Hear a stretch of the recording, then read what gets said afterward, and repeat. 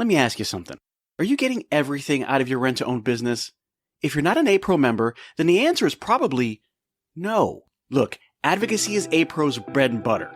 This is why they were created and what they do best. But here's the thing. A-Pro membership is about way more than advocacy. A-Pro connects you to the movers and the shakers of the industry, people who've been there, done that, and they can help you do it even better. A-Pro's monthly webinars give you expert insights and actionable takeaways. It's like having a masterclass for your business every single month. Got questions about complex regulations or sticky situations? No problem. A-Pro's legal hotline gives you direct access to experts who have got the answers. That's a peace of mind that you can't put a price on. And let's not forget the resources, news, updates, and tools that keep you ahead of the curve. Scholarships for your team? Check. Disaster relief when you need it most? Double check. A-Pro is your ultimate support system in the rent-to-own world. So stop settling for less. With A-Pro, members get more. More support, more connections, and more success. Head over to rtohq.org and join the A-Pro family today. Because in this business, more isn't just better. It's essential. See you at the top with A-Pro.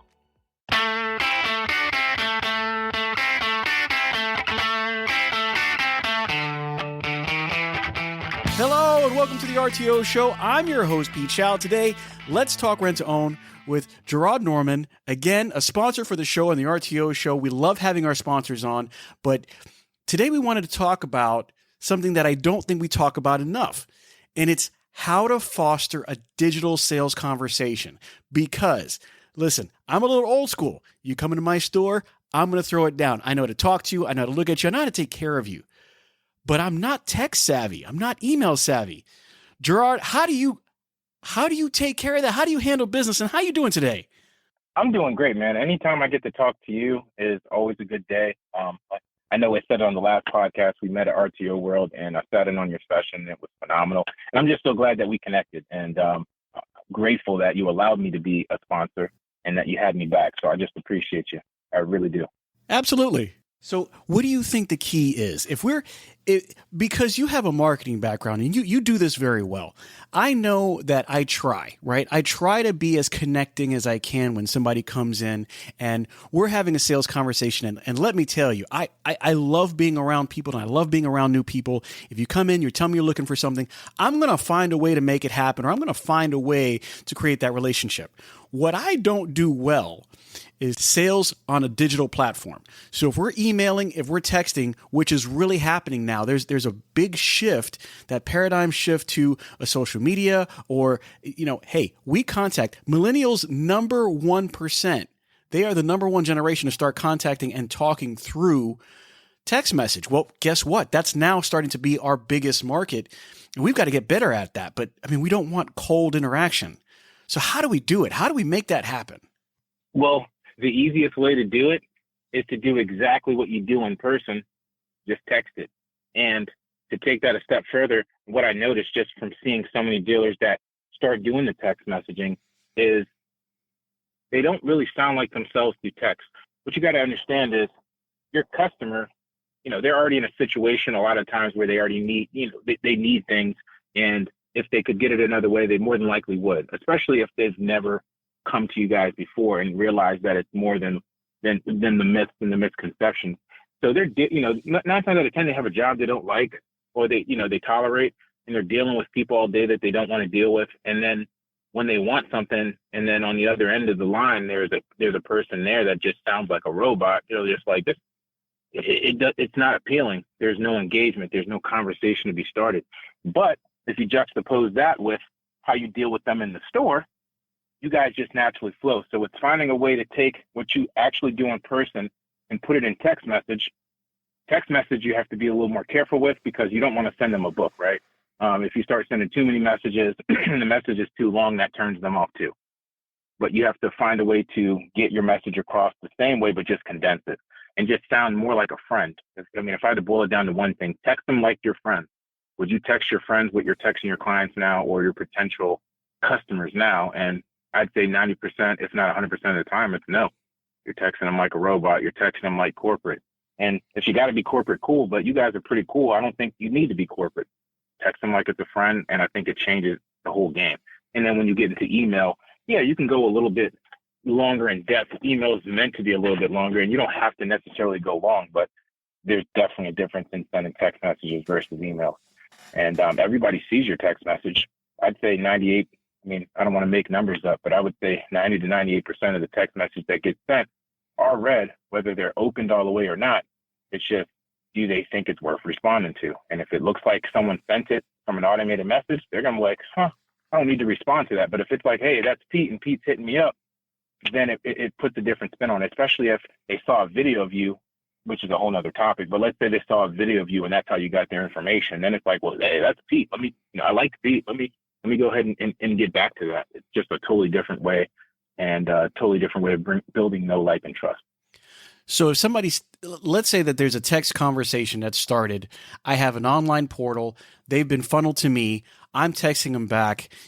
When I would always say is because, for years and years and years, you answer the phone, you've got to answer with a smile.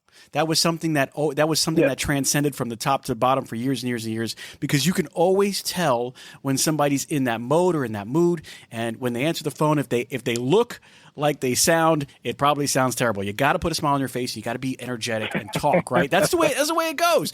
But now here's the thing. It's a quiet line on the other side of a text message. So besides introducing myself, right? Because I would imagine that's probably within the first text or two. I'm introducing myself as who I am, what I do, and how I want to help you. What probably is a good addition that I can add to a text that doesn't sound corporate-like, but doesn't put me in the, I cannot, when I'm texting, I can't use those slight words like, an 8 in the middle of something, or, BRB, because sometimes that's just not professional enough. But what is a message that I could send that sounds professional yet personable? Well, the first question we have to answer for that is, it depends on how they came to you. If, the channel they came from, if they're coming from social media, then that changes things. And even then, it's what's the call to action that got them there? It's always based on that. If they came off the website and they just had an inquiry, I mean, that changes things, right? So if someone just came off the website, I would say the website ones, those are the hardest ones not to sound corporate-y. But again, it depends on your form. So on you guys' site, do you have what they're interested in when they fill out the web form, or is there just name, email, and phone number?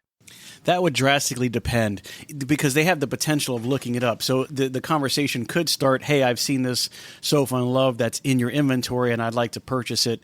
Or I saw that you carry this. Is it available? So it really can, change depending on the situation, the person. Yeah. Basically the time of day. Instead of, sugarcoating everything, hey, we appreciate your business and yada, yada, yada. Like, yeah, we definitely have it in stock when you want to come check it out. By the way, my name is Pete. Look forward to meeting you. When can you come down?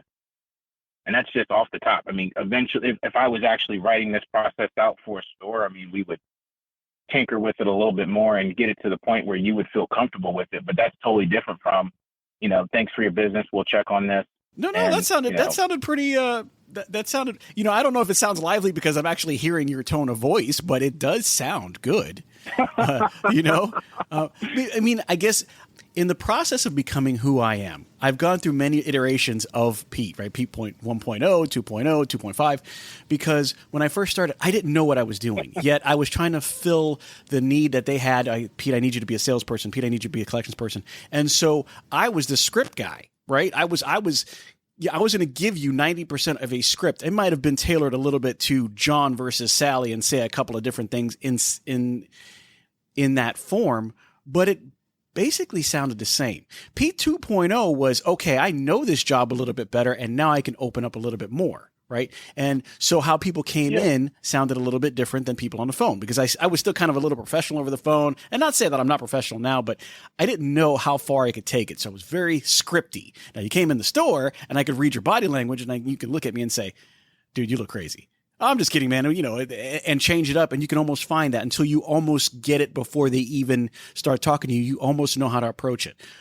But in messaging, you don't see the body languages. You don't hear the tone of their voice. So, your response actually sounded pretty good. I like the way that sounded. But then how do I make it inviting enough to make that sale?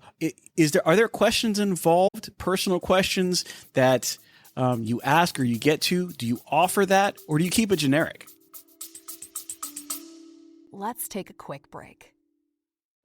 Hey everyone, it's Pete Chow here from the RTO Show podcast, and I want to tell you about a company that's making a real difference in the rent-to-own space. Wow Brands. I've seen firsthand how they approach marketing, and let me tell you, it's not just about ads. Wow Brands builds complete digital ecosystems designed specifically for the rent-to-own industry. Their e-commerce and lead generation strategies are built to bring in qualified leads. And did I mention that they are actively working with the rent-to-own industry while also being members of APRO and TRIB? Listen, these folks are passionate problem solvers. They don't just slap something together, they design, build, and scale the kind of digital retail tools your business needs and your customers actually want. So if you're serious about growing, reach out to Wow Brands at wowbrands.com. I trust them, and I think you will too. Yeah. It all depends on how they're coming in. So like based on the Sulfur situation, if you try to ask too many things in one text message, then you've essentially started writing a paragraph, which the majority of people who text, they don't text that much at once. Like, I don't even like texting, if I'm being honest. I mean, texting a guy like you is different because we're just texting, hey, it's more of a check-in with us versus we're not having full-length conversations. Text, that drives me nuts. But that's what majority of people like to do. So, but even when they do that, you have to understand that they don't want to have a book to read. If the message looks too long, they start checking out, and it's like it's stressful. It's like a psychological thing.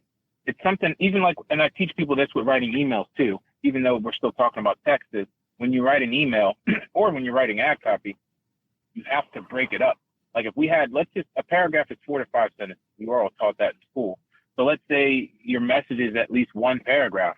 That one paragraph should be spaced out. Like one sentence could be its own line, then there should be a space, then there should be another line, there should be a space. And the reason why is because people equate, and I learned this years ago when I first started marketing, people equate white space to being able to read things faster. If the words are all jumbled together, it could take the same amount of time to read, but they automatically just assume it's going to take too long. And a lot of times people are lazy, plus their phone's going off, notifications, other text messages, emails, and God knows what other notifications they have going off. Some people have every Facebook comment going off, whatever it is. So it's like, if they feel like it's going to take too much time, they automatically check out, and it's the thing that they wanted, but that's just how it goes. So I always say, hey, we have to give the illusion that it's not going to take them long to read. And the whole goal of ad copy, messaging, just in general, is not to get them. The ultimate goal is to get them to read the entire thing. But the first goal, the first battle you have to win in order to win the war is you have to get them to read one line and then get them to read the next line, and then eventually they're at the bottom and you get them to do the thing. Now, do you think that going in for the kill within the first couple of texts, is that overkill or is that normal for somebody who texts? In other words, when I'm texting, like you said, you kind of more to the point. Is it better then for me to go for the kill shot right away and try to close that sale, or is it something that I should wait on just a little bit? Yes and no. So like in that first message that we just did with the Sulfur, do you feel like I was going in for the kill, or do you feel like I was leading us further down the sales track? No, I feel it was pretty direct. I feel like we were going straight to the front counter. Oh, well, in a text message. Okay, well then I would say then that's fine by me because, again, it's where they came in at. If they're asking about an item and you say you have it, I mean, instead of maybe trying to get them in, the other way that we can reroute it, and it works a lot, is, hey, do you want me to send you some pictures of it? I mean, to an extent, they said they already saw it, but it's like, yeah, we have it in stock. Do you want to send some pictures of it, or would you rather come in and sit on it? And then it's just like, I always like to end every text message with a question, because it prompts a response. If there's no question, then they subconsciously think they don't have to respond, and less people respond than not. So it's a whole bunch of subconscious stuff going on with these text messages. So to me, if that's direct, then yeah, I'm all about going straight in for the kill. That's what they said they wanted. Why would I play around? Because then if you play around, now they're like, man, I just wanted the thing. Just give me the thing, And then it's a double-edged sword.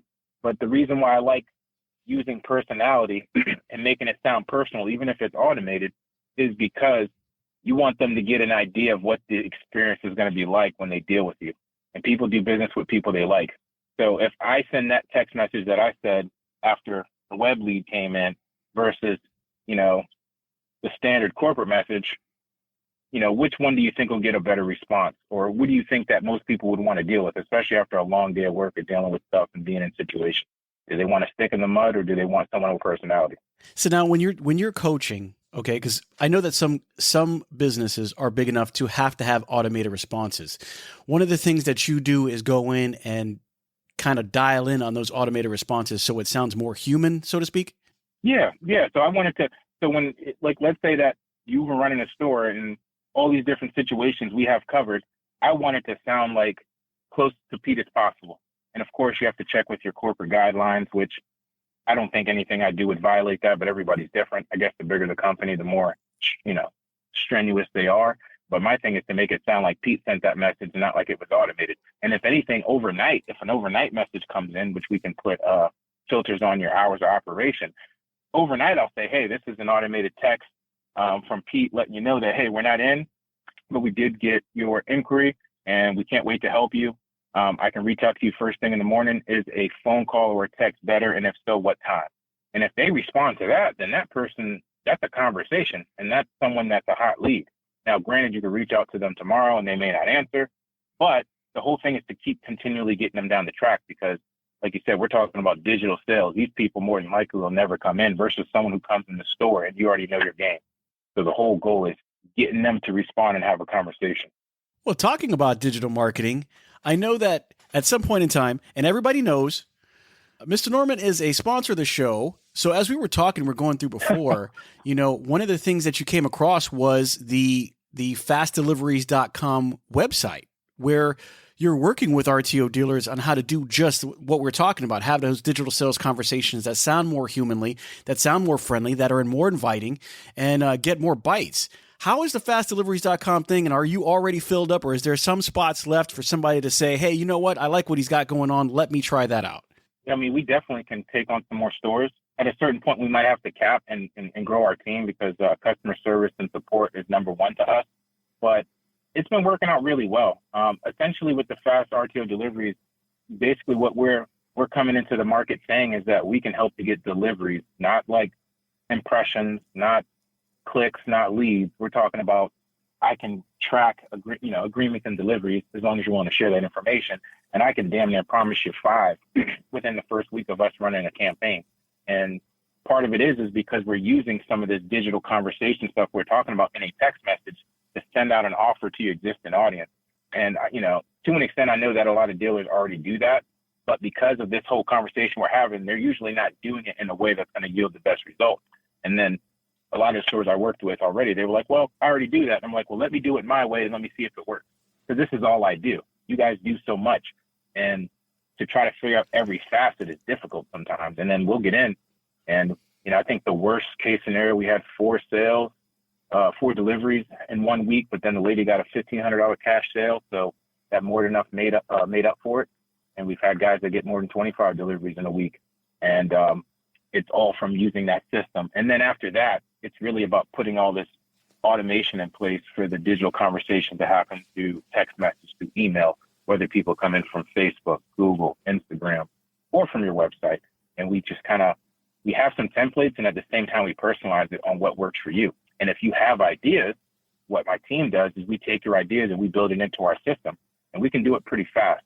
And I think a big challenge in the industry now is that some of the CRMs that are being built, they take quite a bit of time, and then they're not fully functional when, if you have an idea, I probably need 2 to 3 weeks max, depending on our workload, and we can have it up and running and functioning, ready to go.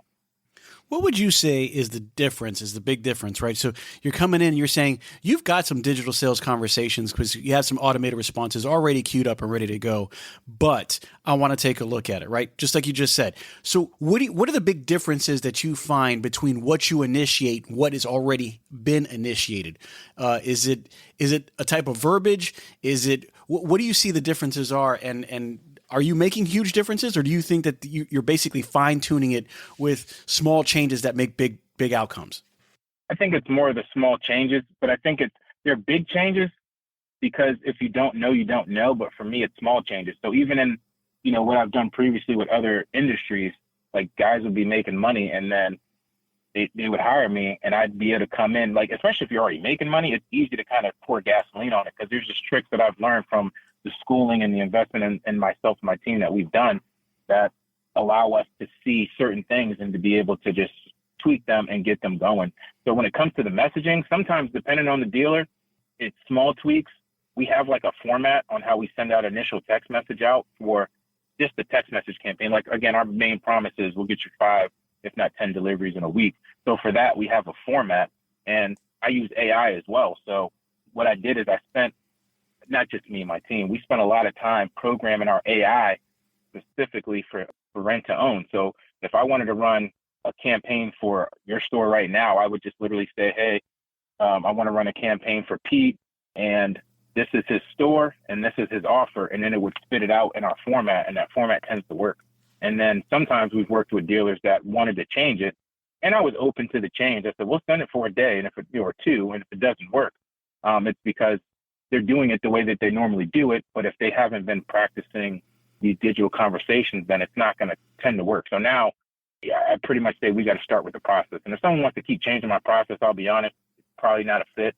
I'm open to working with someone and improving the process, but to just come in and change it, then why would you come to me if you just want to change what I'm doing? If that makes sense. Understood.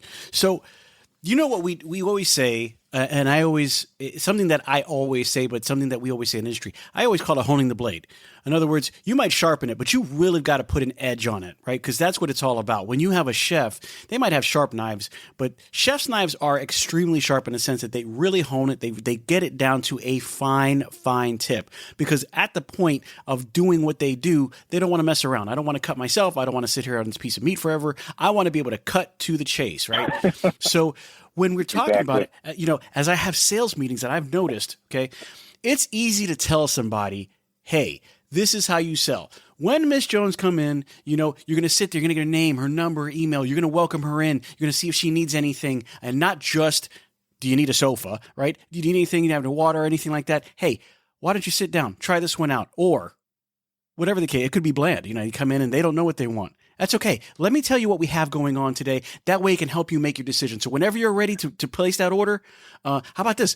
You give me a delivery time, and that way when you tell me when you're ready, I'll already have you set up for that delivery time, so you don't even have to worry about it. Locking them in as soon as they come in the door, whatever the case situation is, right?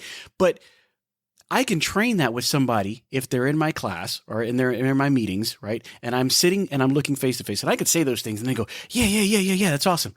Okay, then comes part number 2, the role play, and they go, yeah. Oh, yeah. Wait a minute, you want me to respond? Oh, yeah. Oh, absolutely. Yeah. Because now I have to know we're honing the blade, right? You know what sharp is. Now we're going to make it sharp by fine tuning it. And then they go, wow, 2 minutes ago, they knew everything to say. And they're like, yeah. And they wrote down the notes, and now we're doing it. It's like, oh, wait a minute. So you said, wait, what happened again? And so we go through role playing, and all of a sudden, by the end of 3 role plays, wow, all of a sudden they're good with coming up to you, right? How do you digitally role play? Mm-hmm. Would you recommend like literally sitting in one office and somebody else sitting in another and just texting back and forth as far as I'm a customer and you're an employee? Yes. And I remember you had posted about that not too long ago. Role play is the best, and there is a way to do it digitally. So when I first started I've already been consulting Premier for a while. And then when I started working with individual dealers, I used to, sometimes when we had issues with that whole digital conversation thing, before we added more automation in, it was like, all right, so, hey, let's just have a sales meeting with the sales team, and I want to know what you're sending. And they would tell me what they're sending, and if I couldn't really comprehend it, I'd say, hey, actually text it. Let me see how it comes to me. And then what I would do is I would read the message. I would show the message on the screen, then I would read the message, and I would be like, huh. And I would just break it down psychologically, what's happening. And then it would like, oh, I just think it's a lot of not knowing. So once it's the same thing as real sales role play. So once you actually show the messages, you get an idea of what they were thinking when they sent the message. And then you just ask them. It's more about asking questions, just like sales. Asking questions on how would that make them feel if they got that? Is that the intention you wanted? How would you text that if it was a friend? Because to an extent, you guys are local businesses, right? And you want to have that friendly community feel, no matter what banner you're under, right? So once I start doing that, and then I'll give them different examples of things that'll come in, or if they have other text messages that they didn't get responses on, I'd say, all right, how would you answer it differently this time? And then I might actually send them a text message saying, hey, I need this, this, this, and that, and then see how they respond to see if it actually took hold like you did. Because a lot of times, like you said, if people are there, they're listening, but until they apply it, you don't know if they're actually getting it or not. And then when you ask them to apply it, it's almost like they freeze up. But then when they get over that little fear, you know they got it. Well, I'm going to tell you guys right now, you heard it first on the RTO show, Jeraud Norman Marketing. We are talking about digital role play. I don't even think I've ever heard that term, but I'm going to say that here, and I'm going to say it till it comes back. Digital role play. I love the idea, but you know what? I did that when I first started Rent to Own, and I can't remember his last name, but my GM's name was John. I was working at Renter's Choice before it became Rent-A-Center, and I did not know about the selling aspect, and I was more of a collector at that point in time. And he's like, listen, Pete, we need to work on your sales. And I was like, no. And he was like, yes. And so he sat me down, and he literally, back then you could call from office to office, like an actual call. Now I'm not saying like a transfer call, like he literally called me, and it was a base phone, and I picked it up, and man, I was more embarrassed to talk to my boss in a closed area than I was for a customer to call me. And I couldn't figure out why. And so it took a little while, but once he got the idea out of me that it was okay to make a mistake so that we can get better, it exploded. It became a different Pete. That was Pete 1.5 at that point in time. And it was great to see how much it really opened me up. And I've never been able to get away from that because he took out the time to really sit me down. And we went through some different scenarios. It wasn't like, hey, Pete, I'm just going to call you. I'm going to call you about the sale and this sale and this sale. And all right, you conquered that. No, it was like, I'm calling you about the sale. I'm calling you about the service. I'm calling you about collections. I'm calling like, I'm an upset customer. And how are you going to deal with it? And, sometimes he'd stop in the middle of the call and go, Pete, do you even hear what you just said right now? For real. So I think it's great to be able to text because I would love to sit somebody in the next office and go, hey, text me like you're a friend, right? And you're trying to sell me something. And then turn around in the next 5 minutes and go, okay, now text me like a customer and make it. And then literally be able to show them the comparison difference on how they approached that conversation. Because you're right. Sometimes it can go too long. Sometimes it can say too much. Sometimes it's not direct. Sometimes it's too direct. But when you're with your friends, you almost don't even worry about it because you're just saying what needs to be said. And I think we need to work exactly. that. That's it. Yeah, we need to work that mind muscle. We need to do digital role play. I'm going to tell you guys, everybody right now, you're going to see it on the website, digital role playing. If you're not doing it, you need to do it now for your emails and your text messages because that's how you're going to make it happen. And the best place to do it, if you can't do it with your GMs and you don't have any time or you want somebody to coach you, call Jeraud Norman Marketing. They can take it up and help you out. If you need a website to go to, it's fastrtodeliveries.com. It's www.fastrtodeliveries.com, and they can help you out with that. I mean, you were saying really quick that you can come up with like 4 deliveries. Real quick is a relative term. Could be a day, could be a few days. So when we were talking about that, you said that you can probably create Facebook ads that can reliably get you 20 plus more opportunities every single month. 100%. When you go into that, how do you, what is your approach and because saying that, I believe it. When you tell me that, I believe that you can do that. Now there are going to be people out there who are going to wonder, of course, they see the guarantee, but they want to shake the bag, right? They want to make sure everything's is good. The biscuits are all right. So how is it that you were able to say that, right? How are you able to say, hey, I know that I can do this, and this is why I can say I can do this? That's a good question. And the reason why I'm confident is because I've been doing Facebook and Instagram ads this is my 7th, 8th year. And one thing I tell people is when someone says they do marketing, if they say they do Facebook ads and everything else, they're not going to be as good as me or the people that I've trained with. So it's not just a me thing. Like I think that I work really hard. I study. I'm a student of the game and I'm all about getting results, but there's other people that I've learned from that have taught me the skill set. And this is all I do. If you come to me with SEO, that's not my thing. You come to me, I'm building a website. It's not my thing. I've only done this for the last 7 to 8 years. And we have, at one point, even got hired by the United States Air Force to help teach them how to run ads and help them with their recruiting efforts all up and down the whole East Coast region. So, we did really good with that. In addition to, we've helped our clients generate above $50 million in revenue since I've been doing this. So I know for a fact what works and what doesn't work. And if something doesn't work, I have people that I can go to that I've spent a lot of money learning from that can help me to fix things. So that's where a lot of my confidence comes from. And when I first picked marketing, I picked this specific type of marketing because I know I can prove results.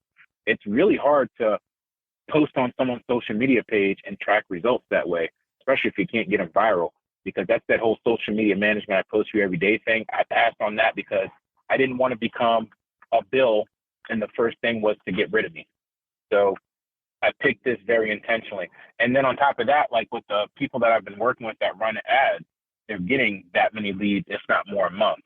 Now, the next part of that is making sure you have a CRM that can automate the follow-up. And even with automated follow-up in your industry, there's a point where you guys have to jump in. Like, that's the only thing difference between like full retail and RTO. Like, if a lead comes in right now off of Facebook, which again, we can get you at least 20 plus. If they say they want pictures, I mean, I can send them a link to your website, but if I send them a link to the website and it kind of just dies off there and they say they want something and you don't jump in right away, then we're missing an opportunity, you know? Because so sometimes people, you can be an hour or two late or a day late and some people will respond, but a lot of times, especially y'all customers, if you're not responding to them right away, which is what they expect, they can't go to Amazon and get the thing, but they want that Amazon-like feel. If you can't respond to them fast enough, it doesn't matter how many leads I help you get, you know, and everybody says they're on it. And then I go look at the numbers and I keep it 100% with people. I don't sugarcoat. It's like, hey, you're telling me that you're responding to these leads fast. The automation is doing its thing. You got people sitting here right now saying they want something, asking for pictures, asking for pricing. And that was an hour ago. Like, what are we doing? What are we doing? What are you doing? Are you looking to get the sales or? So I got 20. I don't know. I got a 20+ warranty on this. Okay, I need you to get this done. So here's the thing: in your mindset, in the way you do business, and the way you look at it, is it advantageous for a company? Let's say we'll start at 15 stores or maybe 10 stores, right?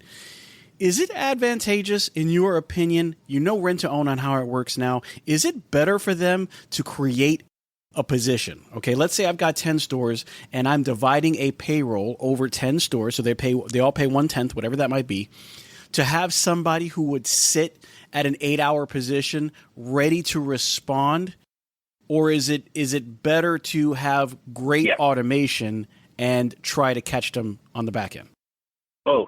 Both, because automation, again, can only take you guys so far, especially in your industry. The automation is just what I like to call speed to lead. It's someone said they wanted something, they get something right away. It's weird how so many people submit on websites or on Facebook and then they don't even get a confirmation, even if it is corporate. So the speed to lead is to keep them engaged and give you an opportunity to get there and hop in. I think it's a phenomenal idea to have one person that would be that. I mean, eventually, if you have so many stores and you're getting a lot of leads, you're probably going to need more than one person. But I like that idea. So I worked with a dentist a few years ago, you know, not to throw numbers around, but it was one of our bigger deals that we closed. It was like a dentist that had like 5 or 6 locations or something like that. He was paying us over $20,000 a month just to run his ads. That didn't include him paying the ad spend.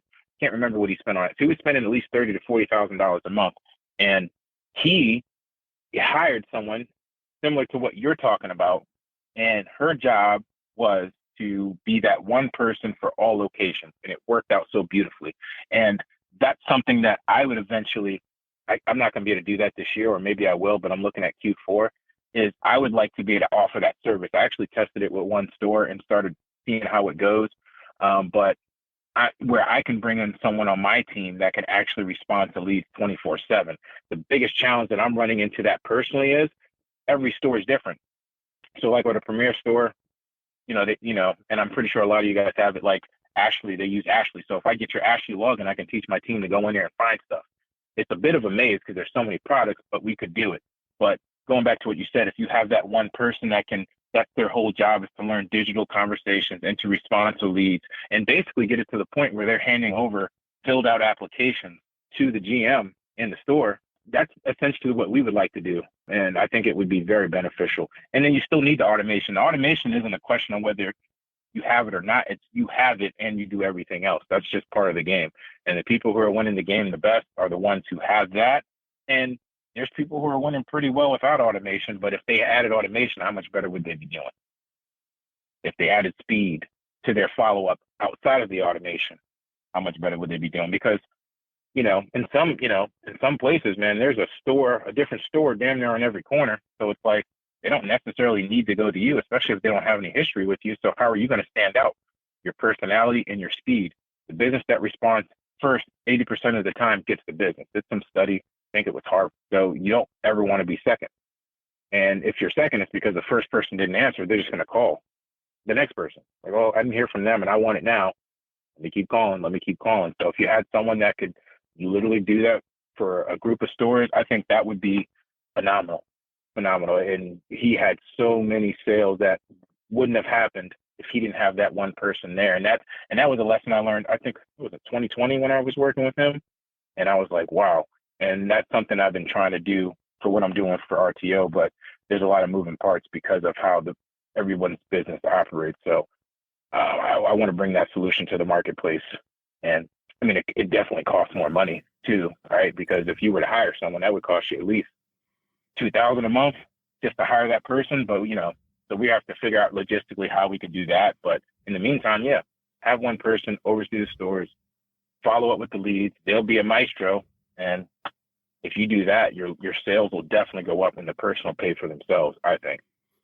The CRM is the customer relations manager. Is there a specific one that you would recommend, considering that rent to own is a little bit different?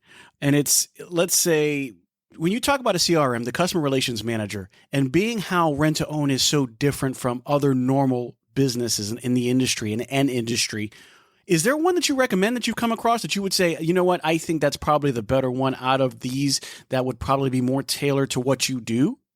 Yeah, for sure. I'm a little biased because I built my own and because I saw the struggle that was going on. Outside of that, I've heard of a few.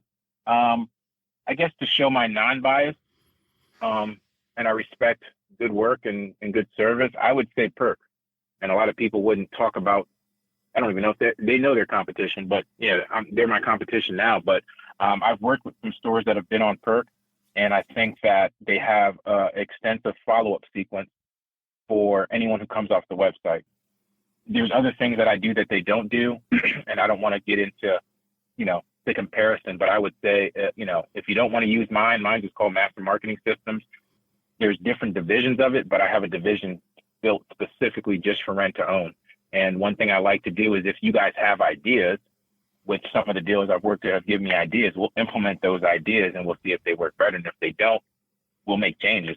And for me, once I set it up in my little playground where my team does, we can push it. Once we know it's a good fit, we can push it out to all stores if they want the update. So some of the updates we've done in the past were on the automation is people came through and we would ask them what they were interested in off the Facebook ads, and it would come through in the messaging. It would come through to the store owner in a text message and an email saying, hey, this person, first name, last name, email, phone number, wants this product of interest. And then what we would do is we would automate it and say, hey, we got your text. Do you want us to send you pictures of, and then in parentheses, the product of interest would populate. And then they would be like, yeah. And then there was a drop off with people getting back fast enough. So I'm like, my whole thing is, yes, I have to tell you you're not doing your job. It's a partnership. And at the same time, how do I make it so I don't have to worry about you doing your job, knowing that this isn't just the RTO thing, it's everything. So if there's always a hitch in the process, I'm looking to see how I can take that off you guys' plate. And so the next step, one of my dealers had an idea, said, how about if they tell us what they're interested in, we just send them the link to the website so they can look at it. And I was like, that's a great idea. I had to figure out how to do it. It took us about a week or two. So now when someone says they want a sofa or bedroom furniture, the first text comes through with a link to the website where the bedroom furniture is. And then within 2 to 3 minutes, the first text that's automated back is, hey, did you get the pictures? If they respond, it doesn't go out. But if they didn't, it goes out. And obviously they got the pictures. So now it's just a quick text message to try to get the conversation back started, right? And even in the past when we didn't send pictures, I would send that message. And guys are like, why would you send that? Because I know they didn't get the pictures. I'm just looking to get them to respond. Because if they don't respond, we don't have anything. But if they say, no, I didn't get the pictures, we know they're still interested. So then now you get to pick up the conversation. So we just think through all kinds of things like that in our system, whether they come from web, Google My Business. If someone comes from Google My Business, we can have an automated sequence to come there and you get alerts, Facebook, Instagram, I know most of you guys have online rental forms, but if you need one, we can create one for you. There's just so much stuff that we can do. In addition to, one thing we do as well is when a new lead comes in, we'll send them a voicemail, and their phone doesn't ring, but they get a voicemail with a message that you pre-record, which I'll coach you through how to do that. And it's just like, you're just hitting them from so many ways. And then if you sound friendly in the voicemail, they get the text message, you seem like a person, it just increases your chances. And does everybody still come through? No, they don't. But if you're not doing those things, your percentage of getting in contact with people dwindles drastically. And the contact is where everything is at, because without contact, there's no conversations, which means there's no sales. And if you ask most people, how many people did they get a hold of out of those 20 to 100 leads, they never know, because they're not tracking it. And once they start tracking it, they see that if I get better at that part, everything else just flows. So I hope that answers the question. Oh, absolutely. You guys want to track your results. You want to make sure that everything is right, because there's nothing worse than putting a lot of work out there and not knowing what you're getting out of it. Make sure you track your results. Make sure you do that digital role play. Do not let that down, because as long as you're doing the role play, whether it be in person, whether it be on the phone, or whether it be digitally, that's how you make your people better. If you guys have questions on how to get those deliveries up and you want to talk to Jeraud, you can hit up the show at pete@thertoshowpodcast.com. That's my email. You're welcome to go to our website at thertoshowpodcast.com and drop us a line. Or you can go to Jeraud Norman's website at www.fastrtodeliveries.com. He's got a video on there, kind of gives us some context of what's going on, and you can hit him up. If you guys have anything that you want to talk about, hit us up. If you want to talk to him directly about how to get fastrtodeliveries.com working for you and his business on Jeraud Norman Marketing, give him a call, give him a hit him online. You know what? You can also hit us up. Social media, look up the RTO Show on Facebook, Apple Podcasts. You want to go to Spotify, you want to go to Buzzsprout. Hey, wherever you can get a podcast, that's where I want to be. And if you find a place that's not, hit me up and let me know. I really appreciate you being on the show, Jeraud. And as always, I'm going to tell you guys, keep your collections low to get your sales high. Have a great one.